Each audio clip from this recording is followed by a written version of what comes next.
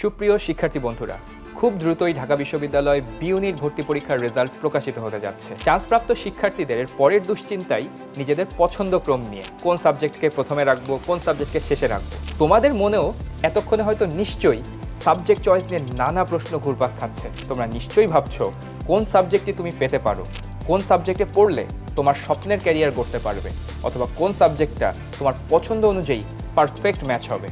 তোমাদের সব প্রশ্নের উত্তর নিয়েই আমরা হাজির হচ্ছি ঢাকা বিশ্ববিদ্যালয়ের খ ইউনিটের সাবজেক্ট রিভিউ নিয়ে।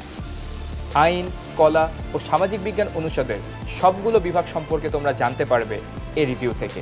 আরও জানতে পারবে কোন বিভাগে কোন বিষয়গুলো পড়ানো হয়, কোন বিভাগ থেকে কী ধরনের ক্যারিয়ার তুমি গড়তে পারবে।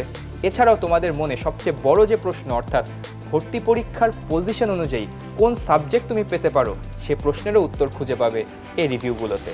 এছাড়াও প্রায়শই কোনো সাবজেক্ট সম্পর্কে বিস্তারিত না জেনে কিংবা ভুল ধারণা নিয়ে অনেকে সেখানে ভর্তি হয়ে যায়, যা পরবর্তীতে তাকে হতাশায় ফেলে দেয়।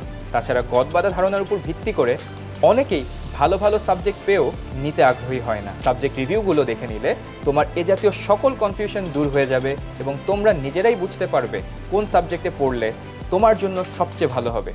নিশ্চয়ই বুঝতে পারছো সাবজেক্ট রিভিউগুলো তোমাদের জন্য কতটা গুরুত্বপূর্ণ।